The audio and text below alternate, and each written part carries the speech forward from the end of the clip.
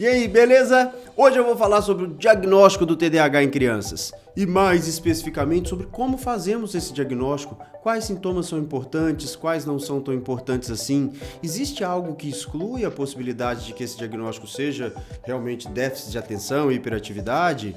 Tem testes a serem feitos? Eles são importantes ou não? Enfim, tudo que envolve esse tema, o diagnóstico do TDAH nas crianças, é isso que nós vamos discutir no vídeo de hoje. Então, se você tem dúvidas sobre esse assunto, siga com a gente até o final e eu espero que a gente venha a solucionar todas elas. Se não, você manda outras no comentário e em breve a gente faz outros vídeos tirando as dúvidas que sobrarem.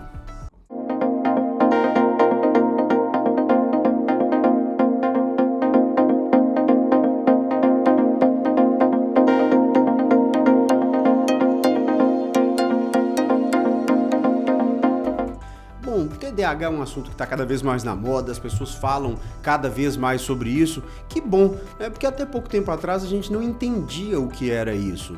E a gente realmente não entendendo o que é, não conseguia classificar, não conseguia dar o diagnóstico para as pessoas.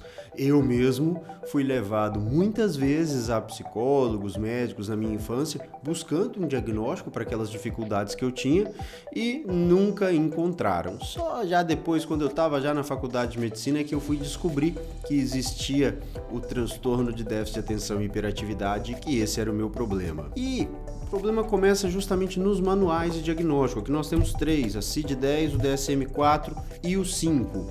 E na CID-10 foi criada ali em meados dos anos 80, essa revisão é dos anos 90, comecinho dos anos 90, se não me engano de 93. A gente nem tem o nome TDAH, transtorno de déficit de atenção e hiperatividade.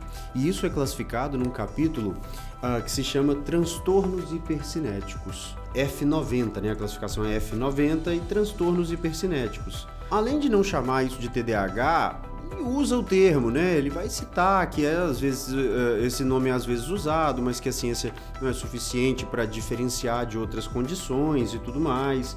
E o que é o CID completo, F90.0, vai se chamar perturbação da atividade de atenção.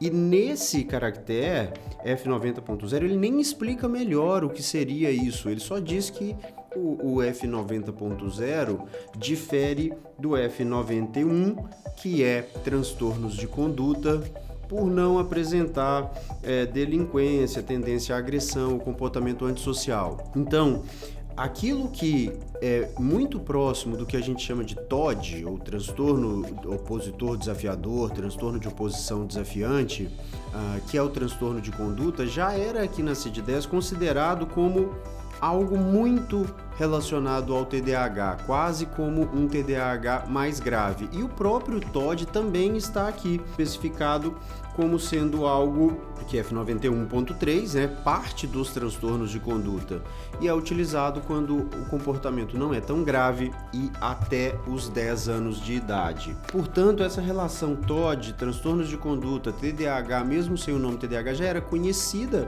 há um bom tempo, mas você vê, recente em termos de ciência, nos anos 90, a gente ainda não tinha esse nome bem definido. No DSM-4, que é de 2013, a gente já tem uma forma diferente de classificação. Não vou entrar aqui nos detalhes porque é quase igual a do DSM-5, que foi publicado em 2013. O DSM-4, se não me engano, é de 2000. Essa revisão é de 2002 ou 2003 e o DSM-5 é de 2013. No DSM-5 nós já temos aqui, aí sim, critérios que vão ser os critérios maiores. 5 critérios maiores. Dentre eles, o primeiro é que você tem que ter um padrão de desatenção ou, né, pode ser desatenção mais hiperatividade ou desatenção ou hiperatividade. E esse padrão de desatenção e de hiperatividade, ele vai ser notado pela presença de 6 sintomas ou mais dentro de uma lista de 9. E em relação à desatenção, esses 9 sintomas seriam resumindo, para não ficar um vídeo enorme, seriam frequentemente não presta atenção em detalhes ou comete erros por descuido em tarefas escolares, trabalhos ou mesmo em outras atividades, dificuldade para manter atenção em tarefas ou atividades lúdicas, parece não escutar quando alguém chama, lhe dirige a palavra diretamente, frequentemente não segue instruções até o fim, não consegue terminar o trabalho durante o tempo adequado no local adequado, frequentemente tem dificuldade para organizar as tarefas e as atividades, evita, não gosta ou reluta em se envolver em tarefas que exijam um esforço mental prolongado, perde coisas necessárias para tarefas ou atividades, é facilmente distraído por estímulos externos e é esquecido em relação a atividades cotidianas. Portanto, todos esses são possíveis sintomas do TDAH, mas para que uma criança venha receber o diagnóstico, ela precisa apresentar pelo menos 6 desses 9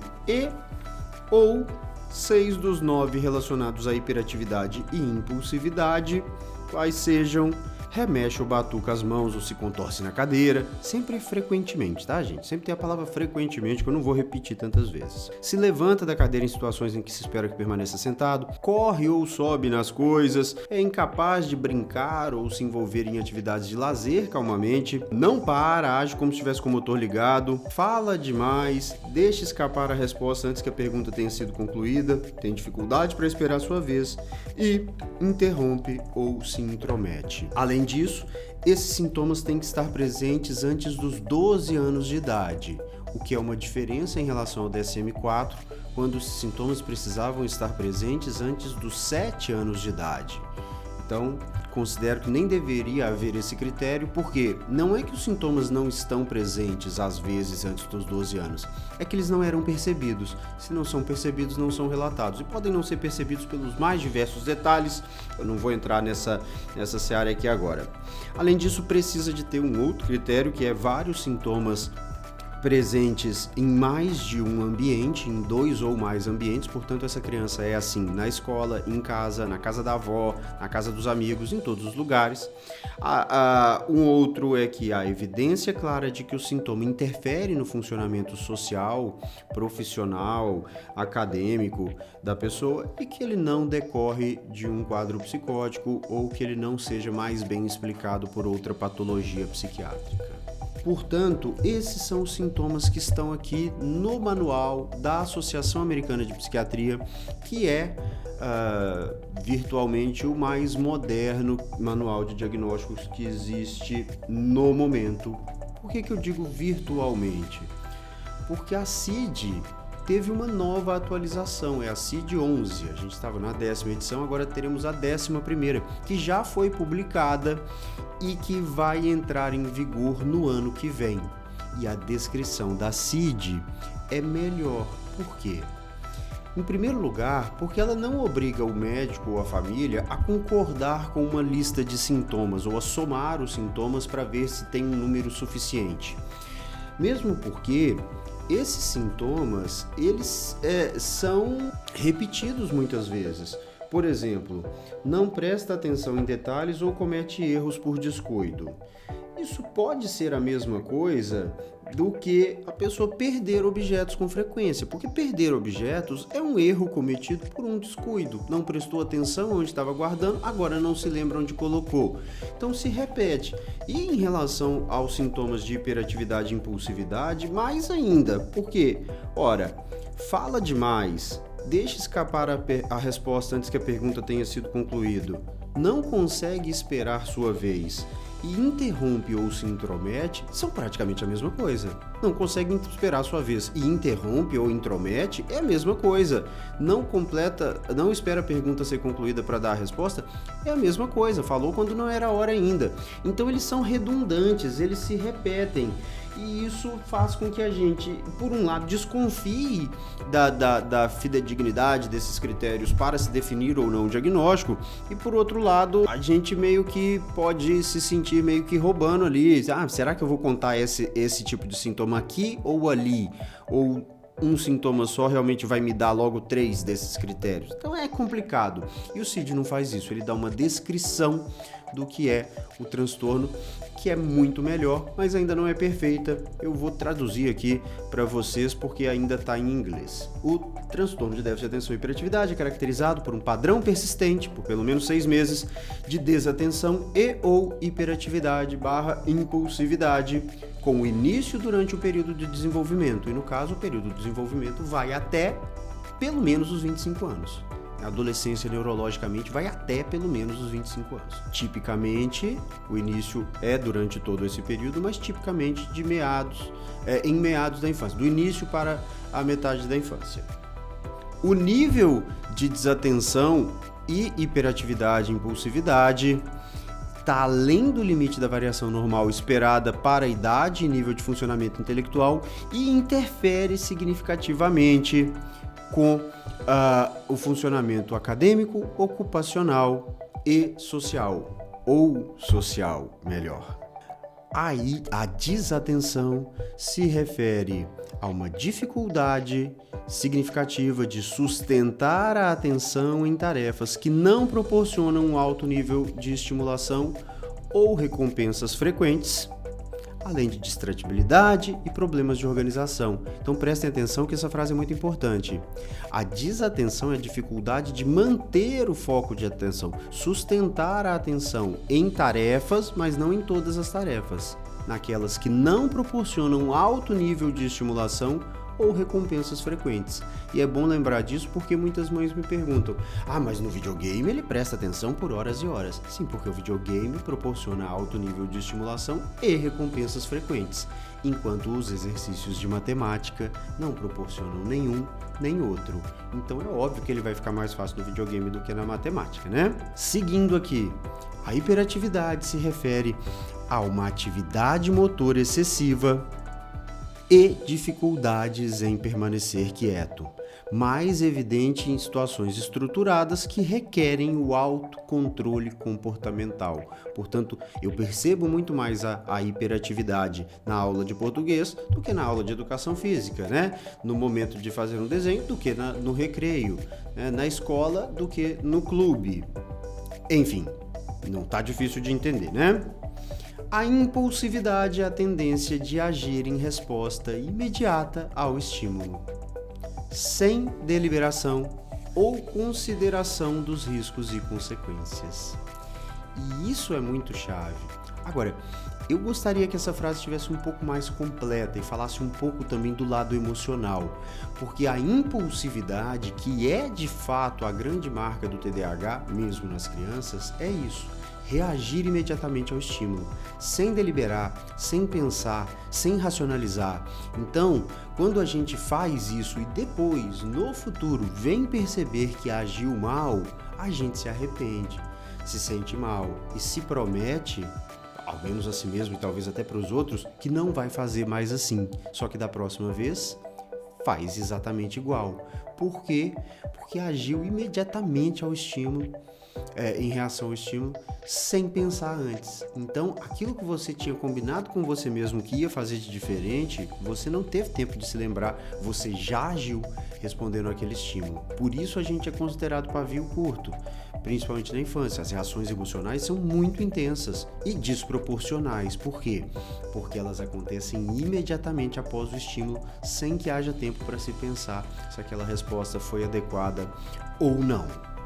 Seguindo, o balanço relativo e manifestações específicas da desatenção e hiperatividade e impulsividade varia de acordo com o indivíduo e pode mudar ao longo do curso de desenvolvimento do transtorno. Para que a gente tenha um diagnóstico, é preciso que esse padrão seja observado em mais de um ambiente. Fim, acabou o texto. Então ele descreveu muito bem. Agora, mais uma vez, faltou falar do lado emocional. A impulsividade emocional, ou em outras palavras, a dificuldade de controle emocional, ou em outras palavras, explosões emocionais, explosões comportamentais, crises emocionais muito intensas, imediatamente após o estímulo, são padrão no TDAH, são muito comuns. todas as pessoas que têm TDAH vão ter essas crises? Não, mas a maioria sim. Testes, escalas e outras ferramentas que podem ser usadas para o diagnóstico do TDAH precisam ser usadas? Podem ser usadas? Não precisam ser usadas. Certo? Vocês viram aqui quais são os critérios, de acordo com o CID-11, de acordo com o DSM-5, de acordo com a CID-10, para se fazer o diagnóstico do TDAH. Nenhum deles prevê que tenha que ter a pontuação X em determinada escala, ou que seja feito um exame, um teste, um eletroencefalograma, uma ressonância magnética. Então, falando de alguns desses exames um por um, para a gente chegar a uma conclusão a respeito de cada um deles. Exames de imagem. Não há qualquer indicação, não tem como contribuir com o diagnóstico, não podem afastar o diagnóstico. Se um médico pede um exame de ressonância magnética ou de tomografia computadorizada para investigar a presença ou não de TDAH, esse exame é absolutamente desnecessário e ele não tem como contribuir nesse diagnóstico, portanto, não deveria ser solicitado. Se existe a suspeita de um outro transtorno que pode ser mostrado por esse exame, tudo bem, mas transtornos que tipicamente se confundem com o TDAH também não aparecem em exames de imagem, portanto, mais uma vez, não se justifica o uso desse tipo de técnica. Exame de eletroencefalograma não tem qualquer valor para o diagnóstico de TDAH. Não há qualquer evidência de que o exame de eletroencefalograma vai facilitar ou dificultar o diagnóstico. Ele não pode, de nenhuma maneira, confirmar nem afastar o diagnóstico de TDAH. Portanto, assim como os exames de imagem, não deve ser realizado na investigação do TDAH. Se há suspeita de epilepsia ou qualquer outra coisa assim que pode ser diagnosticada por eletroencefalograma, tudo bem que seja feito, mas os mais comuns diagnósticos diferenciais, não. Avaliações neuropsicológicas, incluindo testes de QI e outros, não costumam contribuir. Agora, pode contribuir? Pode. A atenção é uma das coisas que vai ser medida, é uma das funções intelectuais que vai ser medida, que pode ser medida em avaliações neuropsicológicas. E aí, realmente, se a atenção está prejudicada, talvez isso sugira maior chance de TDAH. Qual que é o problema? O problema é que nem sempre eles são bem realizados e que ter um exame, uma avaliação neuropsicológica alterada no sentido da atenção não significa que tem TDAH, não dá o diagnóstico. E ter o exame normal também não dá diagnóstico. Algumas crianças vão conseguir ter um ótimo desempenho de atenção no momento desse teste. Por quê? Porque se a mãe, o pai, o profissional que está realizando o teste, alguém estimular essa criança a se sentir parte de um desafio e a criança entrar para fazer esse teste super motivada, ela vai ter um desempenho muito melhor do que o desempenho da atenção dela nos dias normais, quando ela não está se sentindo desafiada. Então é possível que o exame mostre um resultado normal, sendo que o resultado real deveria estar alterado. E muito mais frequente que isso, esses testes são longos, feitos em muitas sessões, chatos, maçantes, principalmente para uma criança que não entende por que está fazendo tantos testes. Então ela perde a atenção e simplesmente comete outros erros. E eu estou cansado de ver a avaliação neuropsicológica dizendo que a criança tem um retardo mental ou um déficit intelectual ou, em outras palavras, um QI abaixo do considerado o mínimo dentro da faixa normal. E a criança não tem problema nenhum em relação a isso, ela tem só TDAH, só que fazer aqueles testes chatos, sem o estímulo que seria importante, ela não consegue fazer, porque o cérebro não fica, ela não consegue manter a atenção. E aí ela perde pontos não apenas em relação à atenção, mas em relação a tudo. E é considerada uma pessoa com déficit intelectual, sendo que isso não existe. E esse é um diagnóstico que pode mudar o nível de investimento que vai ter. Se a criança leva para uma escola pública um laudo de um médico ou de uma psicóloga dizendo que ela tem um retardo mental, ou em outras palavras, um déficit intelectual, um QI abaixo da média normal, ela vai ser menos exigida, vai ser menos ensinada e é muito provável que ela venha a ter um grande prejuízo na sua vida acadêmica e profissional no futuro em função disso. Portanto, é importante avaliar esses testes com muito, muito, muito cuidado. Outra coisa que muitas vezes é sugerida são testes de acuidade auditiva e testes de processamento auditivo central. Vai ter um vídeo mais pra frente em que eu vou falar melhor sobre esses testes e sobre o processamento auditivo central. Só vou fazer um pequeno alerta. Os sintomas que permitem o diagnóstico de transtorno de processamento auditivo central são semelhantes aos sintomas do TDAH e eles não são sintomas diretos da dificuldade de processamento, são sintomas indiretos e eles ocorrem também na criança que não presta muita atenção nas coisas que deveria. Porque da mesma forma que quem não consegue processar o que está ouvindo, quem não presta atenção no que está ouvindo não tem aquela informação depois para passar. Então, é muito comum se confundir TDAH com transtorno de processamento auditivo central e eu não sei por qual razão muitas pessoas se sentem melhor com o diagnóstico de transtorno de processamento auditivo do que com o diagnóstico de TDAH, sendo que o TDAH tem um tratamento muito mais fácil do que o do transtorno de processamento auditivo central. Enfim, essa é uma coisa para se tomar cuidado. Mitos e verdades a respeito desse diagnóstico existem muitos. Um dos mitos é: uma criança que tem bom desempenho escolar não tem TDAH. Mentira! Muitas crianças são muito inteligentes e têm TDAH e têm um bom desempenho escolar apesar do TDAH, porque são tão inteligentes que aprendem muito rápido e depois vão fazer outras coisas e atrapalhar a aula. Ou às vezes nem sempre, pois outros vão ficar lá simplesmente viajando. Ou a criança faz uma aula particular e mesmo que ela não preste atenção na aula particular ela consegue recuperar aquilo. Ou a criança realmente consegue manter o foco por um tempo suficiente para aprender aquela matéria nos primeiros anos da escola. E naquele período não é difícil, mas depois vai ficar mais difícil. Então, ter bom desempenho escolar não é sinônimo de não ter TDAH. Uma criança que é bem comportada não pode ter TDAH? Claro que pode. A maioria das crianças que tem TDAH quer se comportar bem, não gostaria de causar o tumulto e a comoção que causam, mas acabam causando e, portanto, se sentem mal com isso. Agora, ter bom comportamento não é sinônimo de não ter TDAH. Todo mundo que tem TDAH é hiperativo? Não! A maioria das pessoas que tem TDAH não tem hiperatividade, mesmo na infância. Algumas têm hiperatividade, outras não. Não ter uma hiperatividade muito grande não pode ser um motivo para se afastar a possibilidade do diagnóstico de TDAH. Mais uma. Isso não é TDAH, isso é da nossa família. Na minha família todo mundo é assim, eu fui uma criança assim, meus irmãos também, meu pai disse que ele também. A família todo mundo é desse jeito. Sim, é claro, o TDAH é genético, ele está relacionado a múltiplos genes. E, em geral, uma família que tem uma pessoa com TDAH tem várias pessoas com TDAH. Portanto, nada mais natural de que você entender que o seu filho é muito parecido com todas as pessoas da sua família, ou da família do seu marido, ou da sua esposa. Por quê? Porque é genético. Agora, não significa que ele não tem TDAH, significa que ele tem e os outros também têm. Então faça o tratamento dele e dê o exemplo para as outras pessoas da sua família que vão buscar o tratamento também para que possam também ter a mesma melhora que ele vai ter, certo? Enfim, o diagnóstico de TDAH na criança não é tão difícil assim na grande maioria dos casos.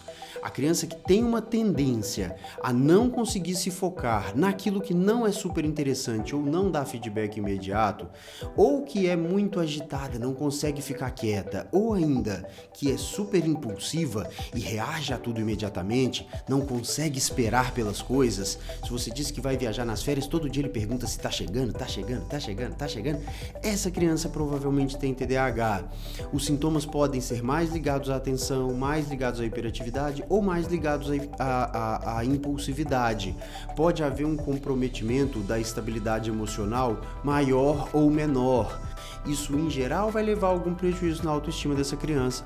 Portanto, é fundamental a gente ter atenção com ela para estimulá-la a fazer coisas que ela gosta e que ela pode fazer bem, para que ela desenvolva uma boa autoestima. nenhum exame precisa ser realizado e a maioria dos exames ou mesmo os testes que forem realizados não vão contribuir com o diagnóstico do TDAH. O diagnóstico é dado pelo médico, que vai conversar com a família, com o próprio paciente e vai ver se ele se encaixa ou não nesse padrão, nesse perfil. E se for sugerido o diagnóstico, faça o tratamento, porque o tratamento faz toda a diferença e não vale a pena você abrir mão dele. Certo? Talvez ainda tenha ficado algumas dúvidas. Se tiverem ficado, manda para mim nos comentários que será um prazer responder. Quem sabe fazer um outro vídeo no futuro tirando essas dúvidas. Se você gostou do que você viu até aqui, se você quer aprender mais sobre TDAH, siga o nosso canal, porque aqui a gente sempre vai falar muito sobre TDAH. E aperta no sininho, clica no sininho, liga as notificações. Agora, se você quer me seguir, segue agora. Quer me dar um like? Dá agora. Não deixa pra depois, que você sabe que depois você não faz. A gente adora deixar as coisas pra depois e depois a gente não faz. Segue agora, clica no sininho agora. O YouTube vai te fazer o favor de te avisar quando o meu próximo vídeo chegar. Assim você não precisa ficar pensando, será que o Dupin já postou vídeo novo ou não? Eu quero aprender mais. Tem que ficar procurando. Não, ele te avisa. Aliás, use todos esses mecanismos modernos que te avisam das coisas que você tem dificuldade para lembrar, facilita muito a nossa vida. Beleza? Então por hoje é só. Em breve eu tô de volta. Até mais. Tchau, tchau.